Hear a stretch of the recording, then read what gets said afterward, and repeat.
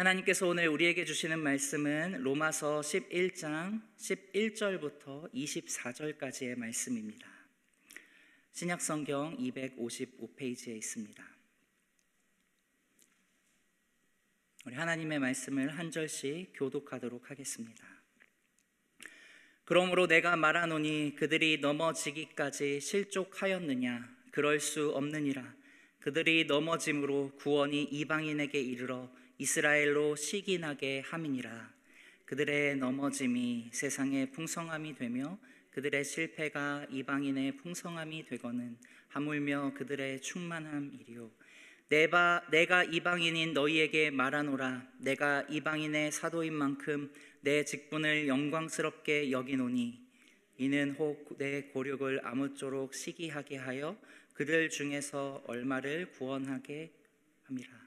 그들을 버리는 것이 세상의 화목이 되거든 그 받아들이는 것이 죽은 자 가운데서 살아나는 것이 아니면 무엇이리요.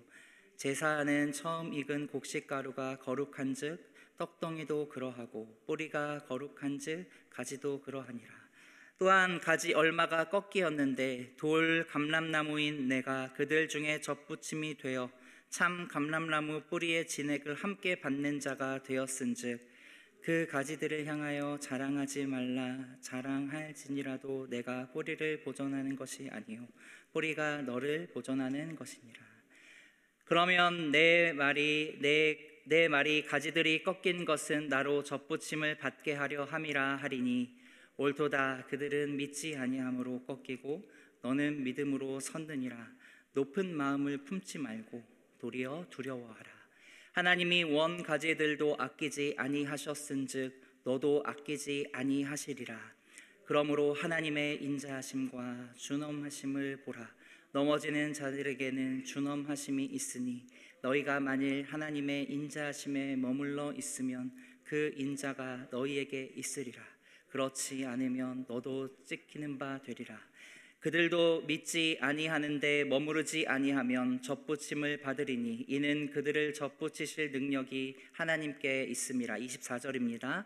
내가 원 돌 감람나무에서 찍힘을 받고 본성을 거슬러 좋은 감람나무에 접붙임을 받았으니 원 가지인 이 사람들이야 얼마나 더 자기 감람나무에 접붙이심을 받으랴.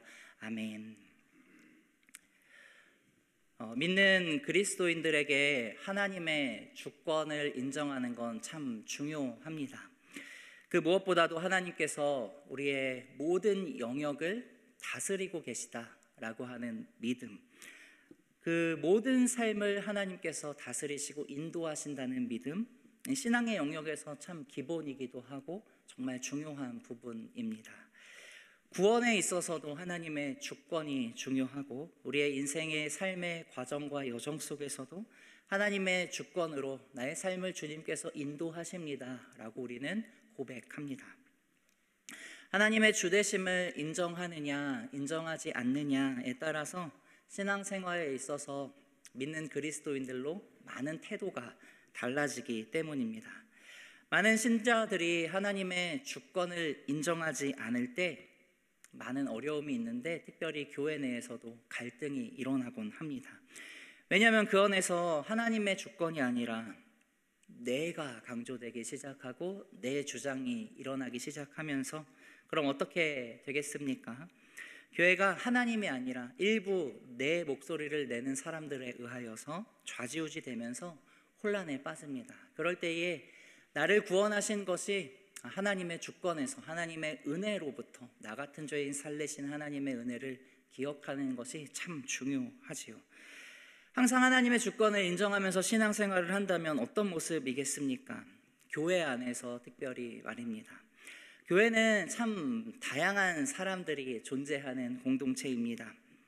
이 부분을 생각하기 위해서 오늘 본문에서 나타나는 유대인, 특별히 유대 출신의 그리스도인들과 또 이방인 출신의 그리스도인들 사이의 관계를 좀 생각하고자 합니다. 로마서 11장에서는 이스라엘 곧 유대인에 대한 언급을 사도 바울이 하기 시작합니다. 앞서서 1절부터 10절까지는 하나님께서 이스라엘을 버렸느냐 그럴 수 없느니라 라고 하면서 무엇을 언급하냐면 지금도 은혜로 택하심을 받은 남은 자들이 있다라고 얘기를 합니다. 바울은 도대체 이런 얘기를 왜 하는 것일까요? 어찌 보면 유대인들을 향한 나름의 변호를 바울이 하고 있습니다. 자신도 베냐민 지파이다, 나도 유대인 출신이다 라고 이야기하면서 말이죠. 그리고 오늘 본문은 이렇게 시작합니다. 11절에서 그러므로 내가 말하노니 그들이 넘어지기까지 실족하였느냐? 그럴 수 없느니라. 그들이 넘어짐으로 구원이 이방인에게 이르러 이스라엘로 시기나게 함이니라 라고 얘기합니다. 무슨 말씀입니까? 사실 유대인들의 불순종으로 인하여서 오히려 이방인들에게 구원의 기회가 오히려 확장된 이 상황을 이야기하고 있습니다. 그래서 이스라엘로 시기하게 한다라는 거죠. 12절에서는요, 그들의 넘어짐이 세상의 풍성함이 되며 그들의 실패가 이방인의 풍성함이 되거든 하물며 그들의 충만함이리요 라고 얘기를 합니다. 사도 바울은 이방인 교회인 사실 로마 교회를 향하여서 지금 이 말씀을 하는 겁니다. 자신이 이방인의 사도가 된 그 직분, 내가 너희들인 그 이방인의 사도가 된 게 참으로 자랑스럽게 여기지만 동시에 내 동족인 그 유대인들, 14절의 표현처럼 그 고륙을 시기하게 만들어서라도 구원하려고 한다라는 말씀을 나누지요. 즉 사도 바울의 마음 가운데는 유대인을 향한, 동족 유대인을 향한 특별한 마음이 있었습니다. 그러면서 바울은 지금 이스라엘 유대인들에 대한 변호를 이방인들인 로마 교회를 향하여서 하고 있는 겁니다. 자, 그러면 이걸 왜 이런 이야기를 하고 있을까? 이 이유가 참으로 중요합니다. 갈라디아서에서 나타나는 강한 자와 약한 자에 대한 입장과는 좀 반대되는 입장이 오늘 로마서에서는 존재합니다.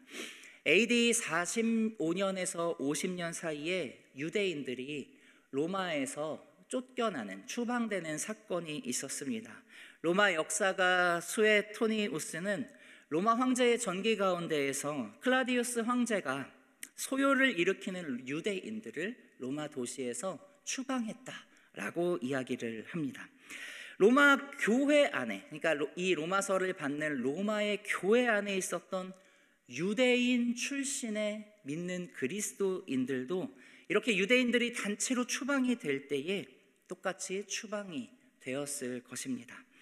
본래 로마에도 있는 회당 중심으로 이렇게 공동체가 형성되어 있었을 텐데 유대인 출신의 이 그리스도인들도 포함해서 추방이 되니까 로마 교회가 그러면 누구만 남았겠습니까? 어떤 형태가 되었을까요? 이방인 출신의 그 이방인 그리스도인들로 그 교회의 다수를 차지하게 됩니다.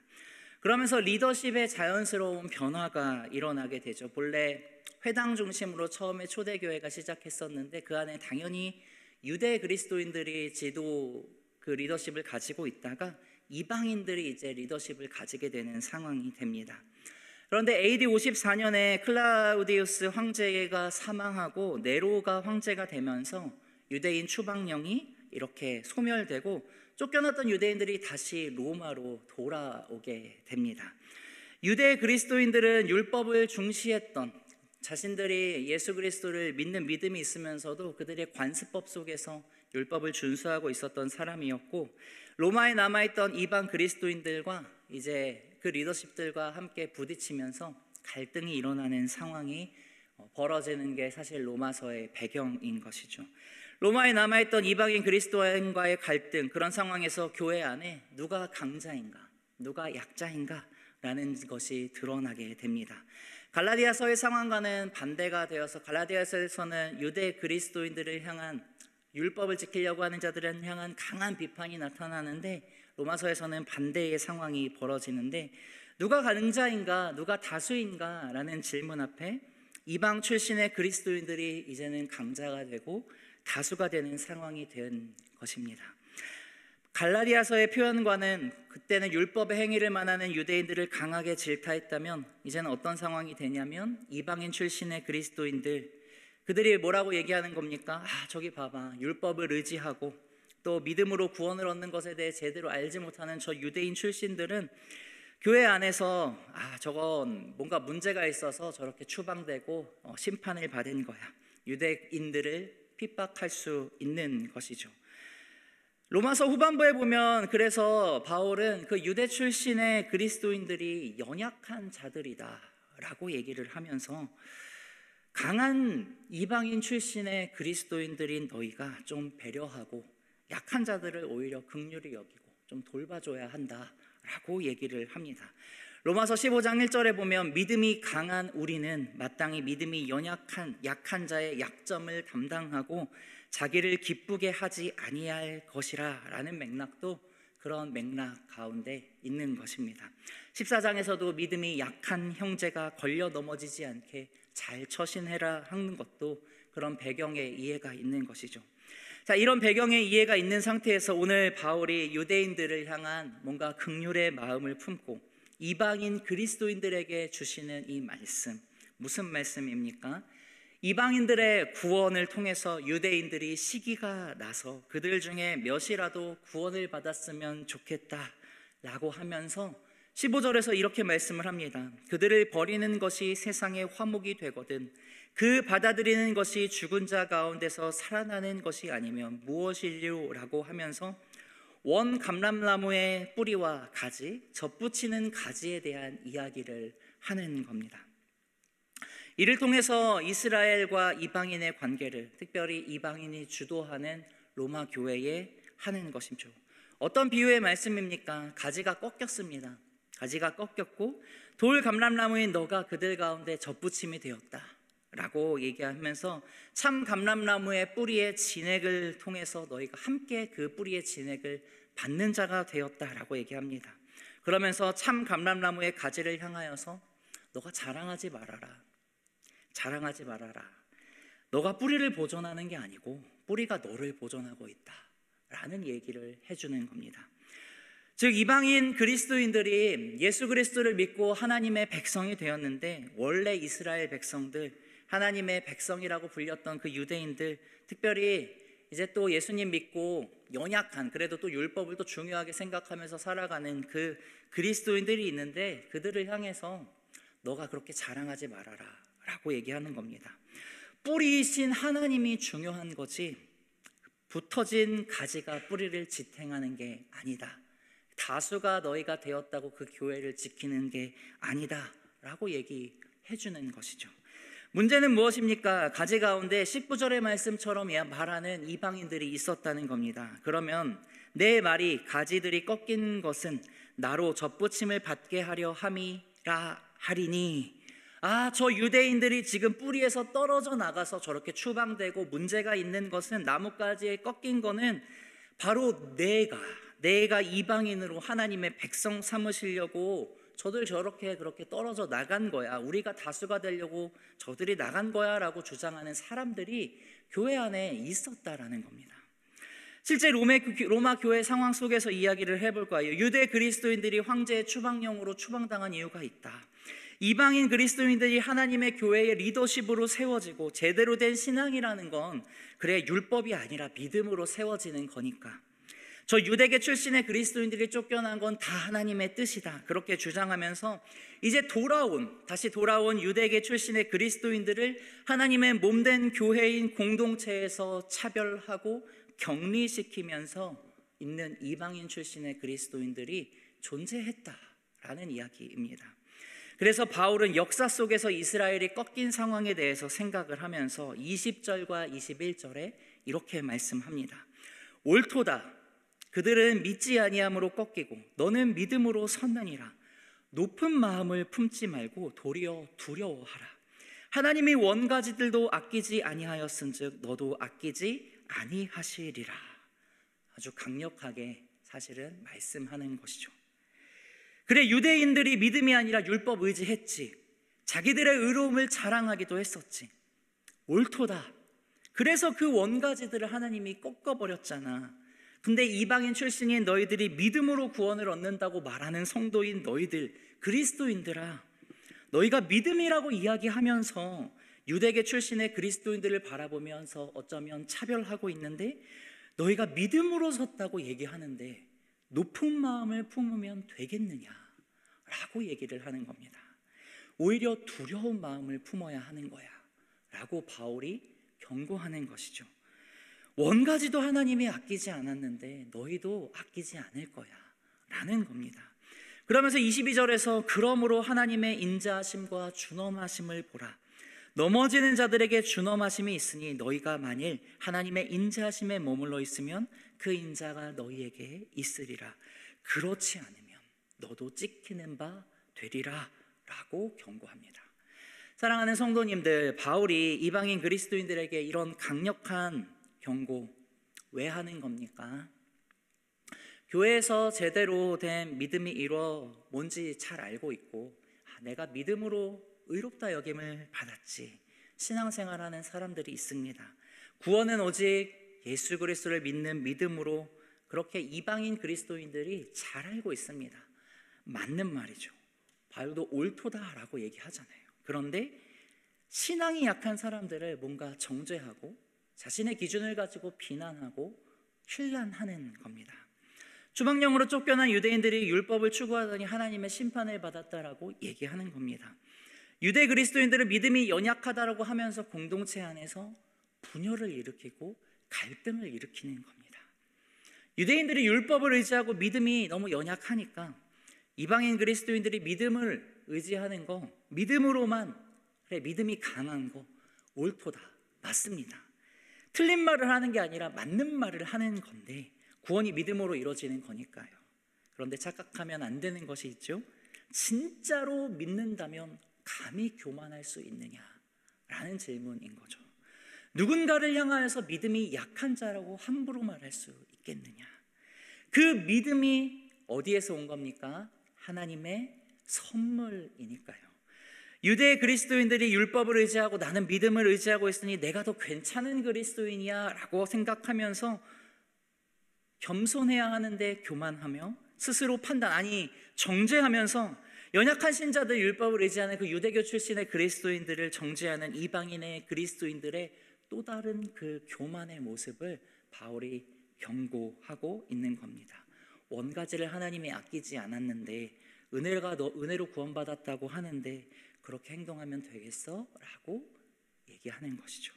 복음이 차별 없는 모든 죄인들, 유대인과 이방인을 포함해서 모든 죄인이 누구도 자랑할 수 없고 오직 예수 그리스도의 십자가와 그 복음을 믿고 있는 사람인 너희들이 그렇게 할 때에 하나님이 과연 가만히 둘 것 같으냐라는 겁니다. 23절의 표현처럼 접붙이시는 능력은 하나님께 있다는 거, 그거 잊으면 안 된다라고 얘기하는 거죠. 유대인들도 다시 믿음을 가지면 하나님이 접붙이실 수 있어. 그 주권이 하나님에게 있어. 교회의 다수인 너희에게 있는 것이 아니다. 오히려 하나님이 유대인들 접붙이는 거 더 쉽게 접붙이실 수 있어. 믿음을 회복하는 게 쉬워 라고 말씀하는 것이죠.